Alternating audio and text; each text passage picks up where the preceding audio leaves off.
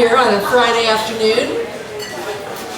It's a little bit of a slightly blustery day here in Scottsdale. We've had a little bit of rain on and off and wind, but we are happy to be here and happy to have all of you with us. So thank you very much, and thank you for those who might be joining us online. Today's topic is drawing from experience. So I got to thinking we hadn't really done a panel that kind of focused on drawing and how it's really the foundation of all fine art. Trevor's waving frantically. We have a table right here for you. Thank you. Well, say you can sit on my lap. I just shared a bug you. That's why we put you on that side.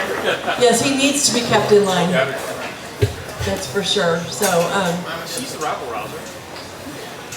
Well, yeah, Cathy looks kind of innocent, but it's going to be a lively panel today. I promise you that. So, from your left, we have Trevor Swanson right here from Phoenix, Arizona. Boo.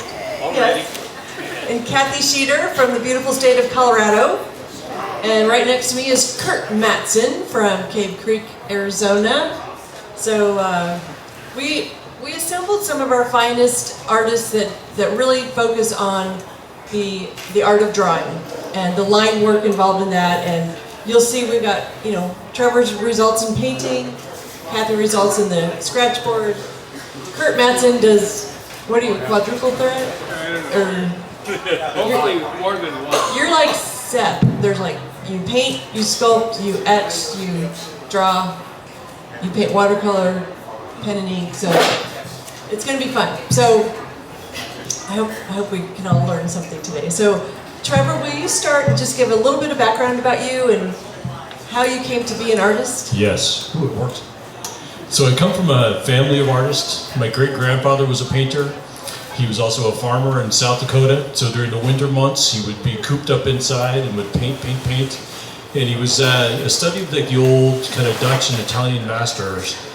But so using some finer oils, finer brushes, creating a lot of detail. But it was just this, great way for him to spend the winters and farm during the summers. Skipped a generation, and my uncle picked it up.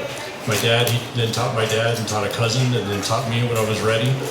So it's this really interesting kind of intergenerational feel of painting and love and our love of color and what we see around us.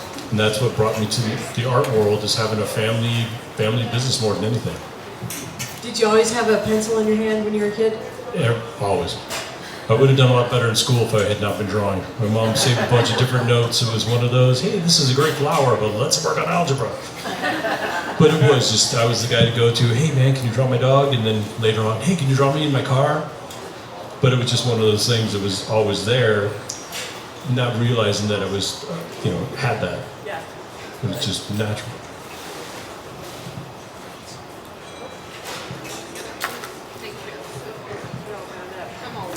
I'm all wound up.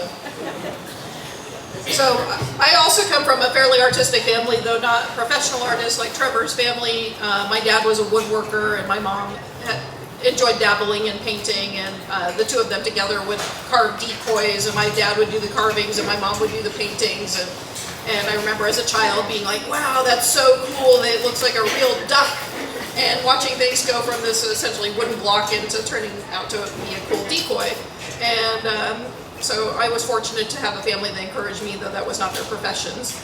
And my brother was also, I have a brother who's 2.5 years older, and he was actually the more naturally talented artist of the two of us, but I like to say I was the one with more perseverance. So he works in a computer industry, and I ended up doing the art full time, but it's been a fun ride. I work in a non-traditional medium that I was introduced to originally in a high school art class in a public school. So some of you that have children, grandchildren, or may remember doing it yourself, it was just black and white scratch board in school. And animals have always been my passion, and even those ones that I did in school on kind of the cardboard, cheapo scratch board, I thought, oh, this is a really cool technique for rendering animal fur, because it's a very repeatable line quality that looks a lot like fur. And really got hooked on it, and then went off to college and was a poor starving college student. My college degree was nothing to do with drawing, but I had an animal science degree, so the animals carried through. And did lots of pencil drawings for various other students and instructors for $50, in college. And a few of my college instructors still have their $50 pet portraits that I did. And after college, came back and picked up my first professional grade scratch boards and went, wow, the line quality is just amazing with this medium. And the drawing skills that I developed as a pencil artist really transferred beautifully over to the scratch board. And color came into my work later on, but that was how I got started with scratch board.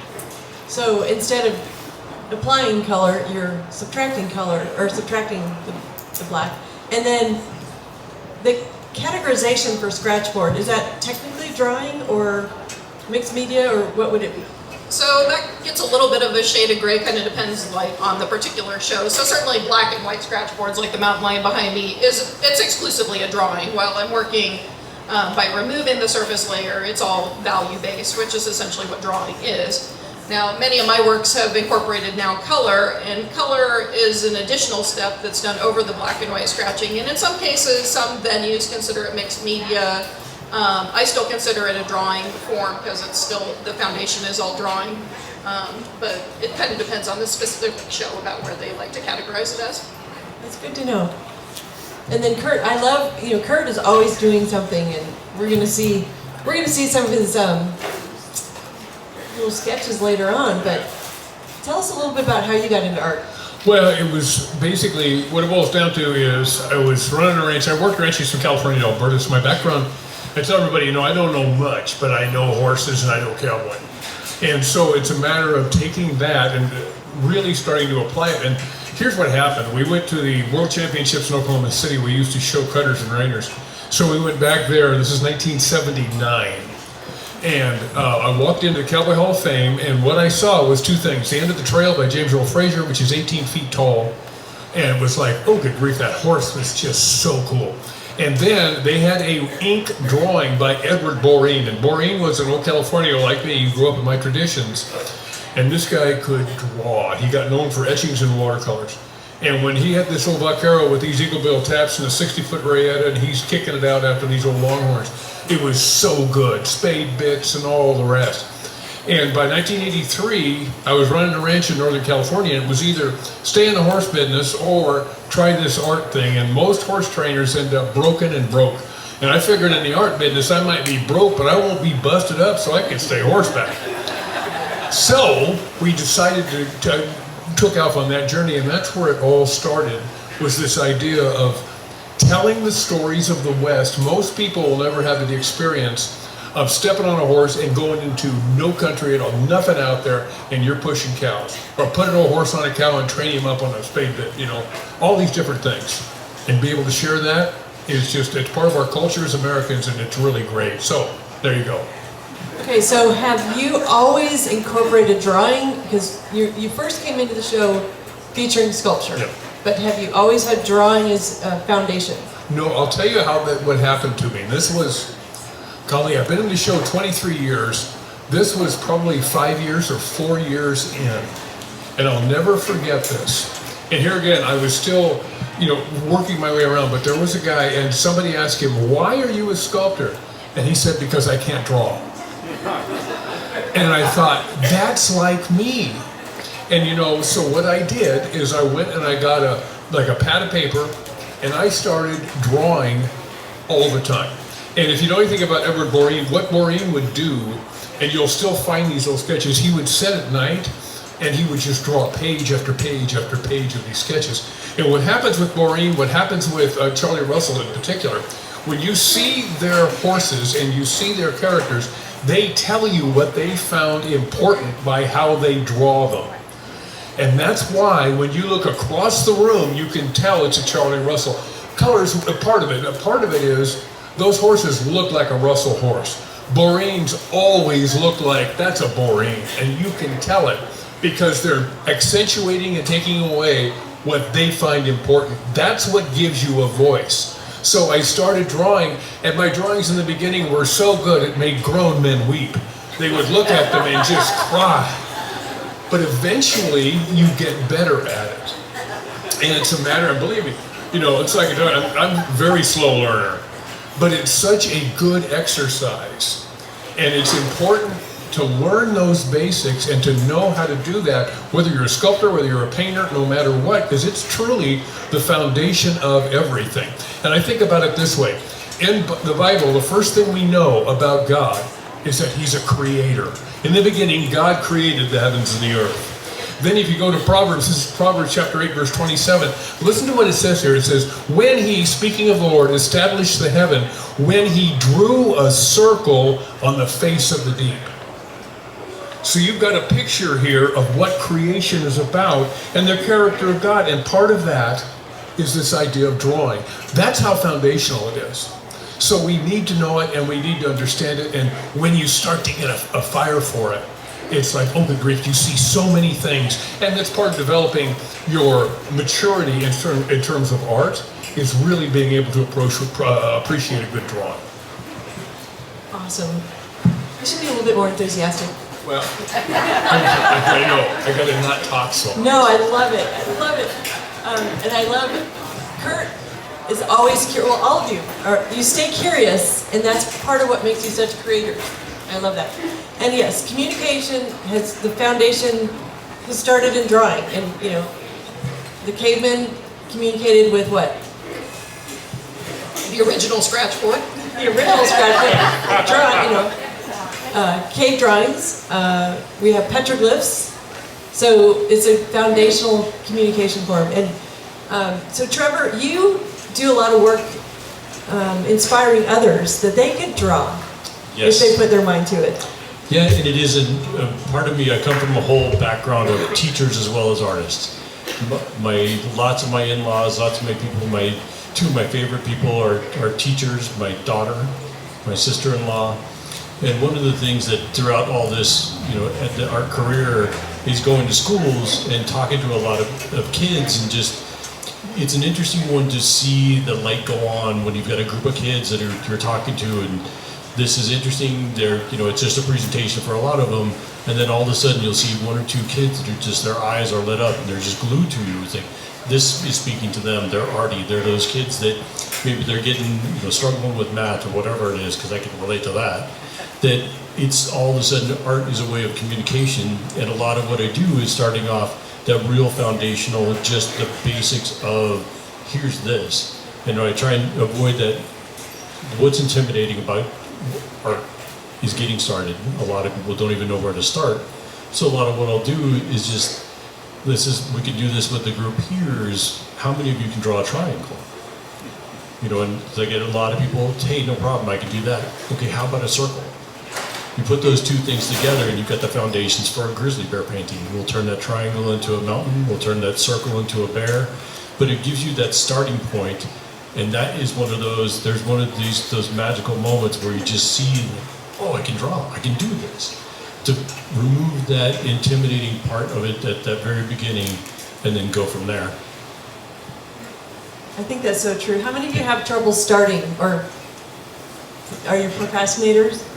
Or then there's those of us who can get started and there's like, oh, I have to run off and do something else, so we forget to finish. So it all works together. And as we sit here, my friend Curt started with a blank sheet of paper, and you're going to see later what he's done, because he's always working on something. And we were talking earlier about an artist from before that John Haynes. He's 88 years old now, but he did our show years ago, and wherever he was sculpting. He always had a piece of clay or something in his hand. So I love seeing artists that you just can't help yourself. You've got to create, even if you're doing other things. So, and I say that we could have Curt run this whole meeting. I'd love listening to him. I know, isn't it fun? I can tell stories, but not like that. I know. It's fantastic. Can you talk and draw at the same time? How many years? 23? 23. 23. Okay. Would you believe when he first started, he could barely talk to people? That is correct. I was terrified of people. I grew up with horses and not people. And in the horse business, people were honest with you, but a horse never lied to me. So I was always out and around corrals with these horses. And that's where, when we came in, and I'll tell you, this is the absolute truth. Susan does a Friday meeting. When I first started, for years, and I still come to them. This year it's been a little spottier for some reasons, but I try to get to these meetings because she told me what to say. How do you talk to people? Because when Wendy and I got married, for the first 20 years of my career, I couldn't talk to anybody. And Can you believe that? People would walk up, and I would start to sweat. And that's never a good look. So, because of what I learned here, and I'll never forget, there was a guy that he and his wife were in the show, and they've been in the show a long time when I got here. He came up to me one day and he says to me, and I had put my pedestal in the back corner of the booth where I didn't have to look at anybody and my back was to it. So if Wendy would run interference, and then if they needed to hear the story, she would bring me in. And he told me, he said, if you don't come out here and you don't start talking to people, you're not going to sell anything, you don't want to sell anything, you're not going to be back. You need to be out doing this. And so I had to learn. And this show was a big part of that. For years, Wendy ran interference, and then it finally got easier to where I didn't have that fear. But to this day, I can get really terrified. And so and I'll tell you what I learned was, through all you guys, is that when people come up, and it's really fun to be able to talk to everybody. It's really fun to make really stupid comments and get everybody to laugh. It's really fun to have this interaction. But it took me a long time. You know, the definition of fear can either be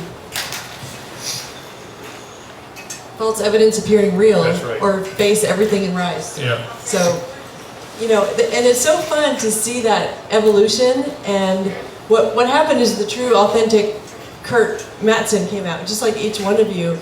And I think the joy that we all experience here is that true, authentic connection with human beings, and the artists stepping into their unique qualities and being willing to share it with others, and for all of you to come here interested to learn and experience it. So that we thank you for that. And we're glad that you came out of your shell. Yeah, well, sometimes I think, oh, good grief, I'm talking so much till just saying, I'll do anything to make it stop, you know. So, Well, you do know when to listen to. well, I do know that. try to, that's for darn sure, you know. Yeah. But I think you teach without the feeling that you're being taught. You have been great to talk to during the show and give advice, and I never walk away thinking, okay, that was somebody teaching me how to do this. It's like you wrote people in. Your stories are just magical, and I think that's part of it. When you are just continuing your stories with your art, it's just like you're roped into these stories. Like I feel like I know so much more about horses just being around you. Well, I appreciate it. But I think all of us, which is a great point, Trevor, because ultimately we find our voice by the passions that we have. And you find your audience by those same things. And the way the people that will, they'll go over to Trevor or to Cathy, they may look at me and say, who's that guy? But these guys, they really hook up with. And that's what's so great about art. That's exactly right. Yeah, it speaks to you. And then, so Trevor, you work primarily, or what we sell here is primarily paintings. Correct. And many of them on metal, which is a great combination, and they can be indoors and outdoors. But your paintings have a very drawn-like quality to them, the detail, and part of that is the brushes you use. And do you sketch out to begin with, or do you paint? I do. I'm going to put this down and walk around and demonstrate real quick. Please do. Do you want somebody to hold I'll use my theater voice. So really, I come, again, talking about my background, I don't really come from like a formal training. I get. Be your mic holder. Okay. I got straight C's in all my art classes. Perfect. So I ended up quitting school. I never graduated because it was just killing my GPA. It's like, forget it, I'll come back. But really what it comes down to is I almost learned like a shorthand of drawing to communicate, because I consider myself more of a colorist than anything else. I tell stories through color. Black and white is there, and it's a means to an end. But this one was actually haunting to my son-in-law when they came to the studio. But again, it's just a real basic feel for what it is. Again, this is one of my metal pieces. But this whole story was some of our horses that live up in the Salt River up here, the wild horses. Everything about this, and I don't know if you can really see it very clearly, there's a baby in between the two. They were carefully walking along, going through the rough edges where there's lots of rocks. They were carefully stepping their way through the edge of the river. But just something about that. But this is all that I'll do really as far as the drawing. It's enough for me to start taking those cues of where things are going to go. Is that white charcoal? Just a white pencil, colored pencil. It shows up better on the metal than a regular pencil. But it really isn't. They're almost ghostly. It's like a lot of the things I do when it first comes together, it's like it looks like ghost. But it's also, after 35 years of doing this, it is like a shorthand because I know exactly where things are going to go. I know where the color is. I'll make little notes here and there. And if these, that's some props. I didn't realize. We like props. So this was actually a commission piece. I don't know if you guys can see this at all. Beth can zoom in. But I do get a little bit more detail than some of the sketches I do. And here again is what I'm trying to communicate to someone else, saying this is the colors that I'll use, this is where it's going to go. Because a lot of what happens is I see it for the colors, I see it for the pieces, but use this as a tool before we go forwards to say this was a commission piece, here's what it's going to look like, and here's some examples of color of where it's going to go. But again, it's that rudimentary drawing of where things are going to be. And a lot of my trees are just, here's a tree, this is what this looks like. And it's that shorthand thing, but it all goes back to that foundational, you've got to have something to be able to visualize and then go from there. Do you ever let people have the studies when they order a commission? I do. Usually they're stained by coffee and paint. Because they're part of the process, so they're right there where I'm slinging paint all the way around. They're kind of gross at the end of the day. This one's actually relatively very clean. It's still got time. It still has time. Okay, so pencils. Yes. We know you're particular about paintbrushes, so talk about your pencil. And this is, again, a little OCD. Number 2, Ticonderoga. Yes. The best. They're just reliable. Because I've used mechanical pencils, and it's one of those goofy things that I just will buy a big box of these. I know the eraser's good. This is kind of my, sickness that I have to have that exact same thing.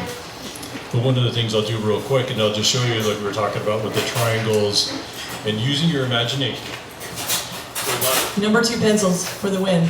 So this is what I'll go to a kindergarten saying.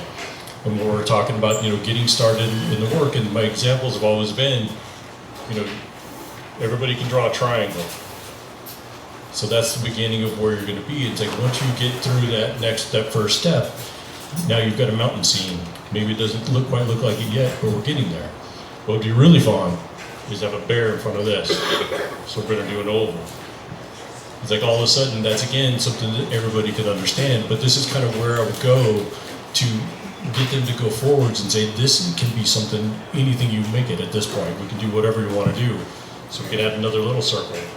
And all of a sudden you've got ears, another circle here, and we're turning it into a bear. It looks very childlike, but it gets the point across. It gets to what they're going to, again, trying to get people off dead center and get away from a blank canvas so you get something you can relate to.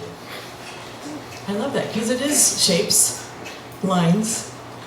It's a happy bear. Happy bear. Yeah. Where's Bruce? Joyful. Happy. Yeah, this is all how my school talks start, and then it gets really interesting from there because the kids are like, oh, I can do this. And then it goes into chaos because they all get paper and they start going. So you're helping really create that vision. That's really is just facilitating that to get to that point and go forwards. But it is a lot of fun. And what a gift, like empowering people to visualize what could be possible. And it's fun for me to see just that little group of kids that are in this big mass that it just clicks. Like, okay, you're the future artist right here. And we love that. But then again, when you get to your paints, you have a very drawing-like quality. Very much. And a lot of what I use is tiny little brushes. So I do some of the bigger ones, as it goes along, it's very blocking. But as I go through the process, and each one has like 2 and 3 layers of paint on top, again, it is almost that drawing. And when I demonstrate doing painting technique, I hold my paintbrushes just like I would hold a pencil, very close to the ferrule, very close to the thing. So I'm using just wrist motions, again, drawing motions to create that movement of hair, to pull this way here. So it's not grand sweeping gestures of like a big paintbrush when you think of, big flow. This is very much that detail technique of pull, and then using darks and lights to create that feeling of where I want your eye to go, to create that fullness to it, and where there's going to be lights and shadows come in that direction. So it's a lot like drawing with a paintbrush. And again, how values play into that. So right. Thank you. Do you want to talk a little bit about the concept of value? Are you going to stand up and dance around? Or? I didn't bring as many props as they did because I didn't bring a sketchbook with me, but I do a lot of my layout work in Photoshop. I guess I'm the new generation of doing a lot of my compositional elements and playing around with different elements and aspects by drawing in Procreate and Photoshop, which are both on like an iPad or a laptop computer. And I do photography as well, so oftentimes I'm basing my work on reference photos that I've taken in different places, which I suspect. Curt, do you work from reference photos as well? I do both. Oh, yeah. Yeah. So a lot of times I will go into Photoshop and change the light source and mess around with decreasing and increasing values and contrast and that kind of thing. And then from that, once I figure out my layout, that's when I start doing more of my sketching. But the great thing about digital programs is you can do it a thumbnail as well as I could say, oh, let's try a choya over here. Oh no, I need a couple inches over because it's now right behind my Roadrunner's head or whatnot. I know this isn't about values per se, but kind of about my artistic drawing process. And so once I have that layout, that's when I start doing my sketching and figuring out exactly where I want things positioned to be and getting the proportions correct and making sure that I'm happy with it. And I do that on regular white paper. I don't sketch directly onto the scratch board itself. I have various pads of paper, just like they're working on, in different sizes, and so I get a really accurate line drawing done on that, and then I use a white transfer paper to get the drawing onto the board itself. But because my work, the color is done on scratchboard over the top of the black and white scratching, so even if I was going to color this mountain lion, I would still have to bring it to a black and white image first, and the values are imperative, because if the values are off, then I'm going to have to do a lot more work with the color side of it as well. But just like Curt talked about, I don't remember why, I don't know why certain things stick out in my head from, elementary school, junior high, but I had an art teacher in junior high or high school that told me, save your darkest darks and your brightest brights for where you want the viewer's eye to go. For some reason, that's always stuck in my head, because that's what brings our attention, is those sharp lines and dark darks and bright brights. So you'll see like my mountain lion where I faded his body out, and really your focus comes up to the catchlight in his eye, because that's the brightest bright, and then these dark darks kind of fade out because so much of the work is dark, using the values to really give dimensionality to the piece. And even the chickens that are sitting right behind Susan here, where do your eyes go? They go right to the eyes of the animals and their funny expressions with the bright beaks and whatnot. So values are absolutely incredibly important, not only to creating compositional elements, but also creating depth within a work. So if everything is flat and kind of all the same value, it is less appealing to us to look at, but second of all, it just doesn't read correctly. So a lot of times I have students, like Trevor, I teach workshops in Scratchboard, and students will come to me and say, oh, it just doesn't look right, and I'll help them see, oh, the values are actually what's wrong, not the drawing or not the composition. It's that the values are not correct within the work, and we need to punch them up or knock this area back down or whatever and all of a sudden it looks right. And it's amazing how just a little minor change sometimes can go from being like blah to like, wow, that's amazing. So I do have a quick question for you before I forget. So when you're doing all your sketching and then you put it on transfer paper, is that where you decide how big you want each piece to be? Because I know what has always impressed me is how effective your small pieces are and how effective your big pieces are. This is a little bit more about your technique, but yeah. I've always wanted to know where do you decide that? I usually decide that right off the get-go. Okay. Yeah, so usually as I'm working with my references. So I'm kind of atypical in the Scratchboard world, because most Scratchboard artists really like working little, because it's a very time-consuming medium, and to them it looks like it's a lot less work if you're only having to cover a board 5x7 or 8x10. But and I started out with that perspective as well, and now many of my works are larger pieces, and I love the impact that a larger work can have, but it's more storage space and it's more time. It is more time commitment, but not always is it exactly a relative time commitment, which I think a lot of artists could probably say this, that a piece that's a quarter the size doesn't take a quarter of the time. Right.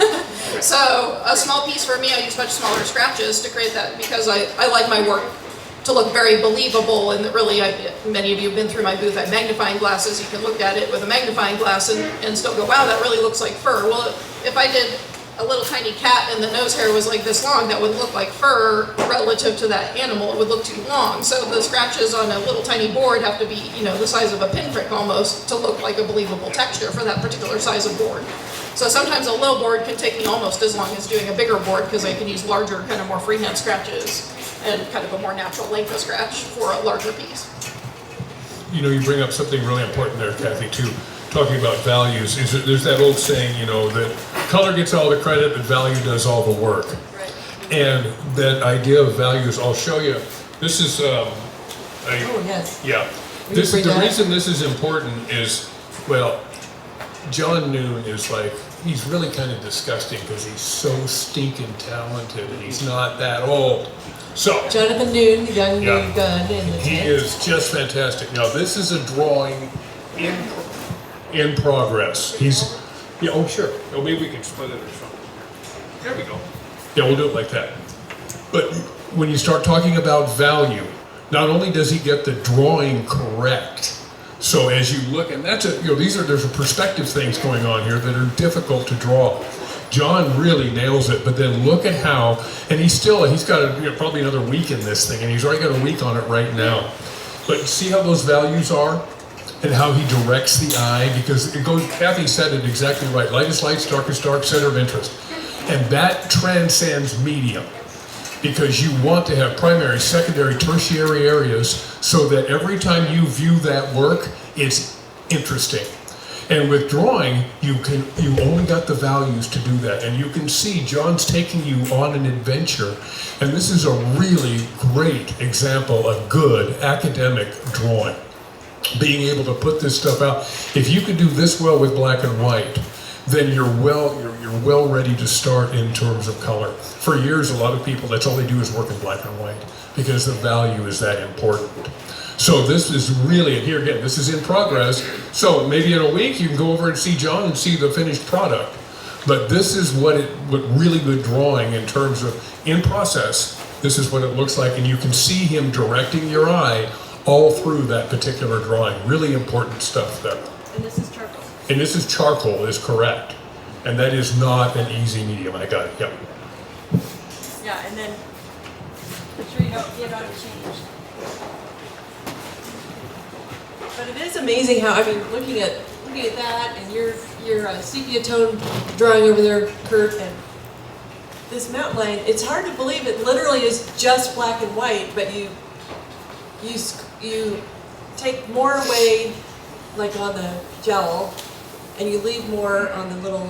Correct. So scratch board, the black and white layer of scratching is predominantly, it's a visual aspect of how much of the black ink is scratched away. So if I ever do multiple layers of scratching over and over and over the same area, you're seeing less and less of the black ink that was on the original board. So the value visually appears to be white because you're seeing more and more of the white layer that's underneath is coming up through there. So essentially all of this is essentially just black and white scratching, but I do occasionally come in and put like a shade of gray ink over things. So I did actually tone the body so that you're not seeing the bright white scratches of that initial layer, but instead kind of a subtler scratch with a shade of gray that's been put back over the top of it, which is essentially how I work the color pieces as well. The color is put over the top of the black and white scratching and worked in multiple layers, so dark color first, and then I do another layer of scratching to bring the midtones and highlights back up, and then another wash of ink back over the top of that, colored ink back over the top of that, and then another layer of scratching. So it's kind of multiple layers. Somebody came into my booth, maybe it was somebody here in the audience, and said, so show me somewhere on my sign that said I could scratch and color it up to 10 times, and they said, show me somewhere on here that you scratched and colored 10 times. And I said, well, I don't know, that's a board that's not going very well, because I just keep working it, re-scratching it, recoloring it, until I get it looking the way that I want it to look. So it's not really a formulaic that, oh, this particular area is going to take 4 layers of scratching and coloring, and this one's going to take 7. It's just kind of like, well, does that look good? Nope, not there yet. Do another layer of scratching, another layer of coloring. But you can't erase.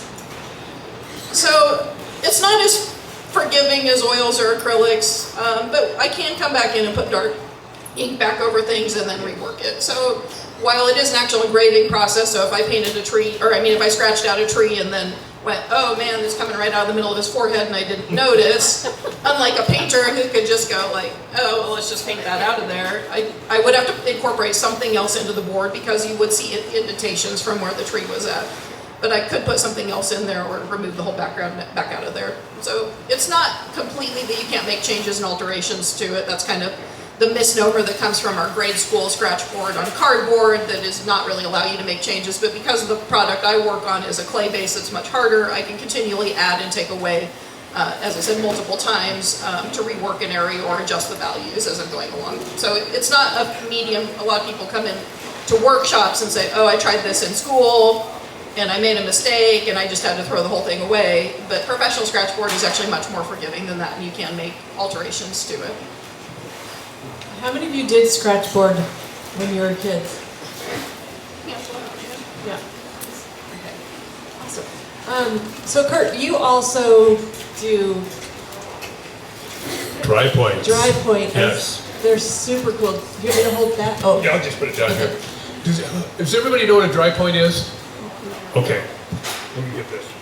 This is what a dry point is. Think about etchings. Etchings are where you draw on a metal plate and then dip it in acids, and it gets deeper and deeper, and you manage your darks and lights through it, and then you run it through, you ink it, put it through a press, and then you end up with an etching. Now, etchings you can do as many as you want. A dry point is different. You use a plate, like here's a dry, let me get up here. This is a dry point plate, okay? And you use it for etching too. This is nickel. But instead of, because of acids, and my dad, when I was little, before we got in the horse business, he had a radiator shop and it was full of acid. I've got this thing about acids and it's just awful stuff. So I don't want anything to do with it.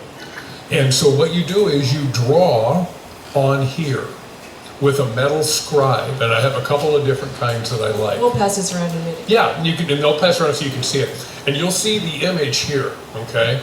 Then, once I get it done, then I ink it, wipe all the ink off, and the ink will stay in the low parts. The burr is what holds the ink, the burr that you make when you're drawing on the plate. Then I run it through a press. I have a really cool etching press, and you make a print. And with a dry point, you can only make about 20, because if you go past that, the image will degrade. So, dry points are so cool. And here again, now this is just part of cowboy art history. Hardly anybody's doing them anymore. You know, like Maureen got really well known for his etchings. But hardly anybody does them anymore. There's me and two other guys that I know of that are doing them. Dry points in particular there are just not many of us doing this stuff. But what it does is it lets you, is a part of cowboy art history. And this is a real affordable way of being able, because each print is an original. And no matter how much I wipe the ink off and it looks like it's just like the last one, and I run it through the press and it looks entirely different. And so each one is an original. And so it's a great way of telling little cowboy stories that's more affordable. So you've kind of got, and plus, again, for me, the big thing is cowboy art history. If you go back to guys like Maureen, you go back, even Joe Beeler, some of these guys, yeah, he would do etchings. He did etchings as opposed to dry points. But you know, they had something for everybody. And you don't find a genre where you have that as common than you do in cowboy art. So I do them because it's just part of being. If you're going to be a cowboy artist, well, don't be monkeying around about it. You know, learn all this stuff and do the best you can with it. And so when you see these guys, and these are these are 4x6s. I got a little buckaroo bronc here, and I got a little vaquero with this rayetta out here. It's called rayetta. Each one of those is so much. Now remember, you have to draw them backwards because it's going to be, of course, you know, it's going to be reversed. So you have to think about, okay, there's latigo on this side, I'm on the right side, I got to make all my ropers left-handed, which for me is great being left-handed, but you have to make all of your ropers left-handed because they're going to be right-handed in your print. All of these things have to come into the making of that piece so that it's accurate. And then, like I said, each one of them will be unique. So there's a whole lot to it. I'm going to pass this guy around. Take your time, have a look at it. You can see the image there and the plate and stuff and kind of what it takes. But they are really cool. And again, it's something that's unique, kind of unique to cowboy art that you don't see a lot of. And so it's a great way to get an original and have something that is really based in drawing, because you got to be able to draw to do that. Hey Curt, was it more like the Charlie Russell and the Remingtons that did a lot of etchings, or was it more? Yeah, they did drawings. Like Charlie Russell, so it was more. Yeah, the pen and inks he did. Right. They were fantastic. When you get to guys like Maureen, and then in that era, like towards the end of Russell's era, these etchings began to be more dominant. You start to see more of them, and then it's kind of continued. But there's, like I say, there's hardly anybody doing it. But like Russell, nobody did a pen and ink like Russell. Just nobody. But when you look at, if you get a chance to look at Edward Borean's ink drawings and the etchings and his pen drawings, they're just fantastic. And that's all a part of that tradition. And for me, because growing up in California, growing up with the vaquero and all the buckaroo stuff, it's like, boy, howdy, this is right where you need to be, you know. So that's part of the deal. Well, a lot of those pen and inks too were done in the field as they're doing something. It's like, well, I want to remember this day and share this with my friends. So it's like it wasn't really so much they were doing that to sell so much as just because this was what was they were driven. Here was this day. Here was this beautiful. That thing. was your reference. Recording the history, yeah. Yeah, the right. reference, The word yeah. for it, yeah. That was your reference to it. Okay. I've got a bunch of different drawings from Borean that are from 1890s, and he was still a vaquero when he did these. So he's working down in old Mexico, and he's drawing these things right there. He's stepping off a horse and drawing stuff. And those things are just, you know, a lot of them look at people and look, oh, the drawing isn't that great. But they're pieces of his history, and then that was part of his growth as an artist. And he's recording what the real vaquero was doing at that period of time. So they're extremely valuable in terms of that. So, And also, what about the Eddie Basha collection, which has now been donated to the Western Spirit Museum of the West in Scottsdale. They're starting to reveal a little bit at a time, but one of the things that struck me the first time I saw the Basha collection down in Chandler at their old corporate office was the Joe Beelers. And Eddie Basha was one of the biggest supporters of the Cowboy Artists of America early on and built a huge, perhaps the largest cowboy art collection of the time. yeah, oh, I think that's right. I know he's got the largest collection of Beelers of anybody in the world. Yeah. And it's not far behind in terms of Turkey. And Beeler was like you, he did sculpture, he did painting, he did drawing, but partnered with most of his display would be a thank you note from Joe Beeler, always with a little drawing. Yep, little watercolor pen and ink. Yep. And they're just great. They're Yeah. just great. So it's going to be fun to see all that display, and it's a great museum. I just popped in there on Tuesday the other day. But the other thing, do you draw the foundation of this painting, or is once you have the concept, you just throw the paint on the canvas? You know, I'll draw everything out, make sure it's correct, and then start to work, you know, bring it up. That drawing, because if the drawing isn't right, I don't care what you do. It's no different in sculpture. If you get stuff off, I don't care, because, you know, I tell everybody, and you guys have been over it with, you know, that if it's ugly in bronze, it's ugly for a long time. So, we don't want to see that. So you make sure that things are correct. And, you know, this paintings are going to be around a long time. And you owe it to the collector that they're the best you can do and that they're dead on. And that drawing is the foundation of it all. If that drawing's off, you can put all the pretty colors in the world on it and it's still going to look wonky. So how does it compare with your drawing on your paintings is your drawing of your sculpture? And I've seen some of those, what you're doing getting ready for sculpting. Yeah, you know, I don't draw anything that I'm going to sculpt. I never draw it. Really? Because here's what happens. Now, this is me. I've seen it with other sculptors, and whenever you sculpt something, you have got to be willing to break bones or it won't read. If you don't know your anatomy well enough to exaggerate to that point, it will not have any life and it will be stiff. So, I get it in, get it laid out, and then just start bending stuff. And, you know, and whatever, and if you're doing it right, and the guys that know, there was a sculptor named Fritz White, and Fritz could do this, he would break more bones than you could shake a stick at, and if you knew it, it was there, but you didn't care, because it was so right on. So that's why I don't draw those things out. That's it. Okay. And you're sculpting in 3D, so you have to think 3D in that realm, yeah. Yep. You're kind of like the enforcer. Well, I didn't think about that. That's a whole new thing, Susan. Yeah. Okay.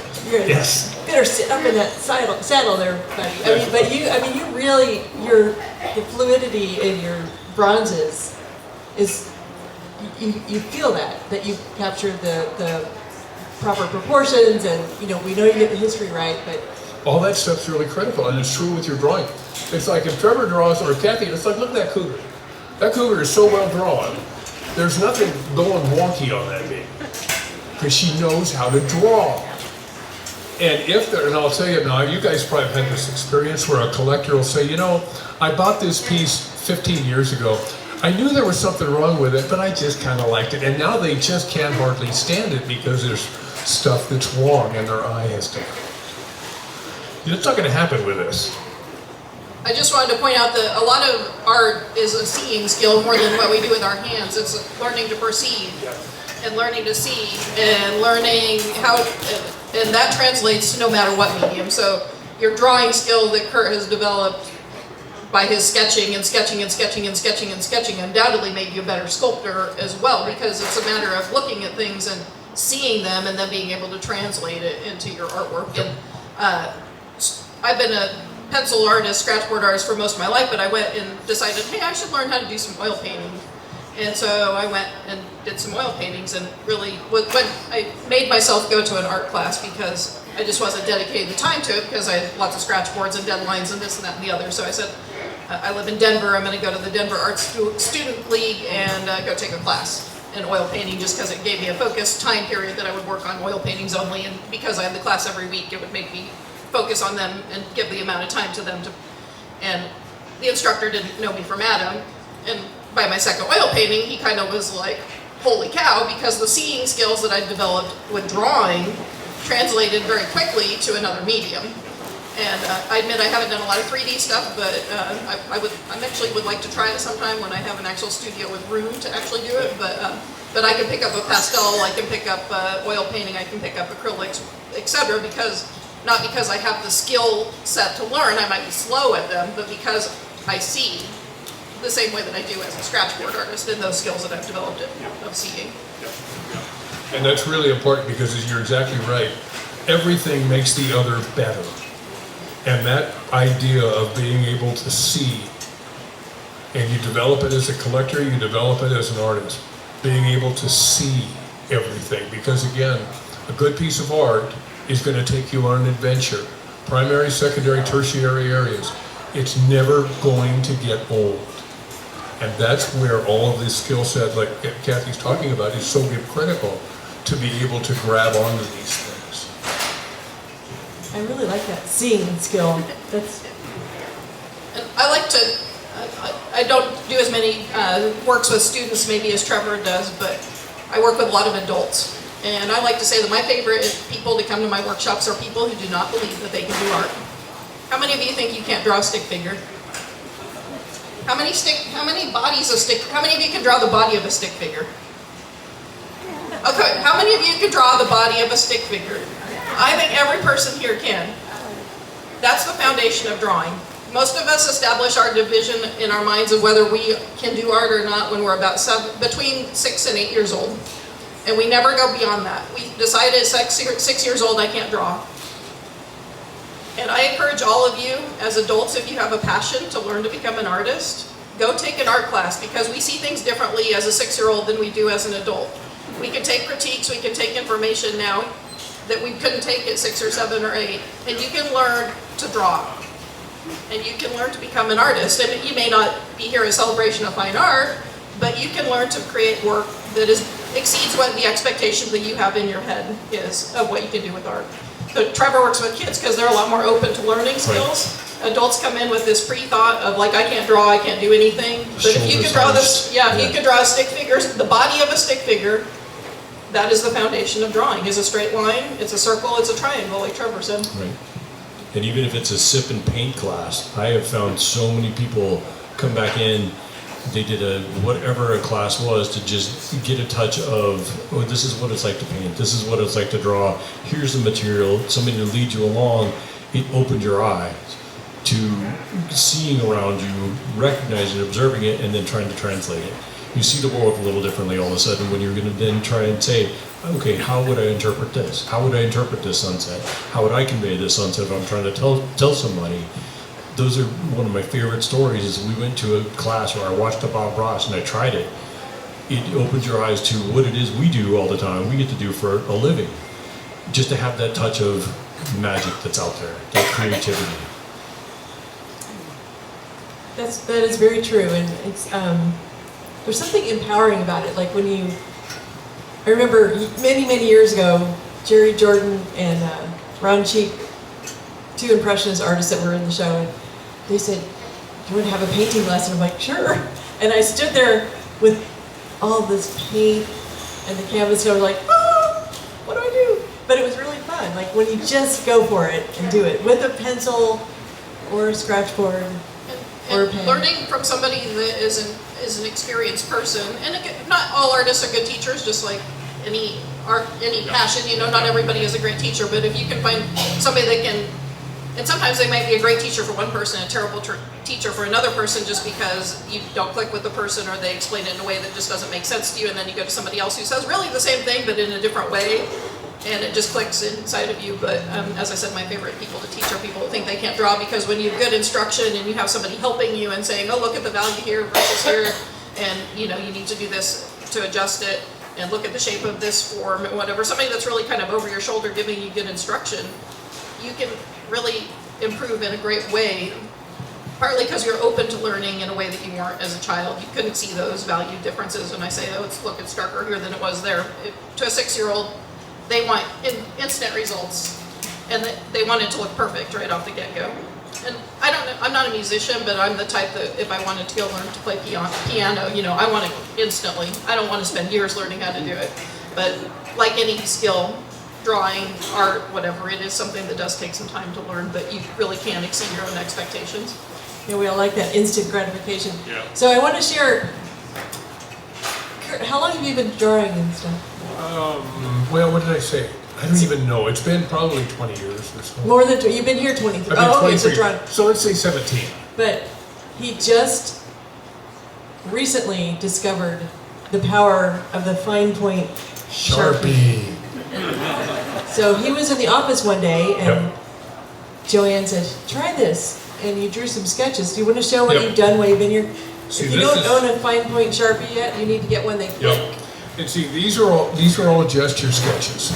You do them out of your head, and you really learn how to position a horse to do anything. Your riders, and there's some basic things you kind of look at, but ultimately you want to have these things. I do a page of these at least every day. And because again, if you want to get good at something. Yeah, and Ed Moraine, he did that. And Ed's my hero in terms of the arts. It's like, oh, good grief. And he had such a voice. And so this develops all of that. So you can put a horse bucking horses, he could be trotting, he could be doing anything. But get him in position and put him up there, and just, again, line quality and simplicity. Think about the gesture you're making and making a simple statement, because all great art comes down to simple statements. You don't want to overdo it, but get the gesture. And these are what I call a gesture drawing. And I'm not trying to get everything perfect, but I want to get the gesture in. And I just do page after page of these things. And so each one of them, they have a different line quality. One thing that's interesting with this whole Sharpie, I usually use pen and ink with nibs and stuff, and you get a whole different line quality with them. You can just turn it a little bit, or press a little harder, or whatever you're doing. And with this one, there's a different way of being able to get some line quality out of it. So I'm still kind of practicing with it, but it's really fun. So just get a Sharpie. On Instagram sometimes I'll take it when I'm in the studio. I'll slap my board up there, put a big piece of paper, those great big jumbo Sharpies, and just start drawing them in jumbo Sharpies. Everybody loves that, but here's what jumbo Sharpie does. Jumbo Sharpie makes you simplify. Because that line, and the other thing, see, with ink, you can't, once it's down, you're stuck with it. So you start to think, okay, boom, that line's important, that line's important, that line's important, that line's important. And so you start to think that way, and you end up with these wonderful little gestures. And you can make really simple drawings from that. And you're not just doing one continuous line, you're doing lots of little... Oh, yeah. No, that's right. I just start putting stuff down. And sometimes you just go, what have I done? And you begin to weep incessantly. Other times, you go, wow. And you know what happens? Usually there'll be one or two on there, and you go, oh, that's a little gem. There's another one, not so much, but that one. And this is where you get more and more consistency in your drawings. So this session has been brought to you by Sharpie and Yeah, really. And number 2, Taekwondo. Honda, yeah. I love a number 2 pencil. And I love Sharpie, and I have highlighters of every color, There you so go. there is an artist inside me. And, So I only have about a dozen written down, so. oh, well, show, they have to do something for it, then. We gotta do something. Oh, Cathy has a dozen samples of a scratch board, so if you want one, we're gonna make you do something. Stick figure. They have to commit to drawing at least a stick figure. I don't know, but any questions before we wrap up? This is fascinating. Yes, Ned. Here. Trevor, take him. Yeah. It's not that I've been known to be quiet, but this question about gestures, we haven't spent much time on that middle figure up there. And I've been looking at this thing the whole time and talking about gestures. It's like they're all having a conversation and the guy on the left doesn't know what's going on. There's a whole lot going on in that. I mean, that chicken is clueless. One of the He's front like is saying, well, nobody told me about that. one of the front is running a show. The guy between them, he's one or she is saying, well, I don't get this either. But the one on the left is totally. So it's a whimsical piece. Was this intentional like that? I mean, because it's a terrific whimsical piece. Yes, and I can assign human personalities to each one of those chickens. So And I'm the guy on the left, by the way. You're the guy on the left, okay. So I love whimsical art. It's some of my favorite is artwork that makes people smile, makes them laugh, makes them go, oh, that's really funny. But I also want it to be kind of realistic to nature in a way. So I don't do stuff that's necessarily like, well, actually I do stuff like Curt as an ostrich, but It was awesome. It was so good. I've never been an ostrich in my whole life. But so I chose a bunch of reference photos of chickens with attitude, but I didn't want them all to have the same personality. I wanted them to each have their own unique personalities. And so everybody relates to a different chicken. And while I was working on this piece, I would ask people, which is your inner spirit chicken? And and I would also ask men, which of these is your type of chick? So I like to make people laugh in general. We have a lot of serious stuff going on in our world at pretty much all the times, and so I like our work that people can feel a little bit lighthearted about. A lot of people like this rightmost chicken who has a lot of attitude, and she's kind of glaring at you. And as I was working on it, people would come through and go, oh, that reminds me of my friend such and such. And they would point at different chickens, and so each one kind of, we all know friends that we can assign to each of those individual chickens. And I don't know if I'm allowed to say the title on the news, so it's We Don't Give a Cluck is the title of the artwork. And I like funny titles as well, so that's part of the humor that goes with my work. And yep, they do have each kind of their own unique personality, and maybe you identify with the rightmost, somebody else probably identifies with a different chicken that's in there. And every year we have a thing here where the artists pick one artist that they're going to create, paint, sculpt, whatever. And how many people are doing it this year? 15? I don't know. I don't know. So, were you last year? So Curt was last year, and every year Cathy paints or draws or scratches the artist as a animal. So he was an ostrich. We've done, John Linton was the goat. Gideon was a Cape buffalo, and Tony Barbineau was a chimpanzee. Yeah. So this year, the selected artist that they are featuring is Shannon Lee. And I never reveal what animal I'm doing until I reveal it to the artist when the artwork is finished. But you'll have to come back past my booth sometime in the next. It'll probably be done in the next couple of weeks. Yeah, I work on it at home. I don't work on it here at the show so that nobody knows what it is. So you're welcome to come by and guess what kind of animal Shannon is, but I will not tell you. If you guess correctly, I will confirm it with you. And then we'll have all those exhibited in the cafe near the last couple of weeks of the show. And it's kind of fun to see how different artists interpret one specific subject matter. So, super fun. Other questions before we wrap up? Yes? Can you hand her the mic? it's less a question and more a comment. I always thought that doing artwork, whether you're drawing or painting or whatever, is that you start with something in your hand and you do it. But you emphasized today something I never thought of before. At first you have to really, really see it. It's the same. It never dawned on me that not like picturing it, kind of, but like really seeing it. So that was an interesting insight for me. So thanks very much. Yeah, it all begins with the vision, right? Yep. So good. Well, this has been fun. I've enjoyed learning from our crew today and sharing with you. So Trevor is located on the south tent near the McDowell Mountains end. Okay. Cathy Sheeter is in the corner because we've got to keep an eye on her. To over here, next to John Linton, and Curt Mattson is on the north tent, 2 rows up, I think, from Just the right corner. there. Yeah, just right over there.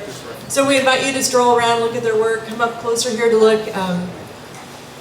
Check online. We've got some great videos actually of all these people online and on our website you can check out. But thank you so much, Curt, Thank you. Kathy, Trevor, Thank you, and guys. Justin. Yeah, thank you all. Thank you.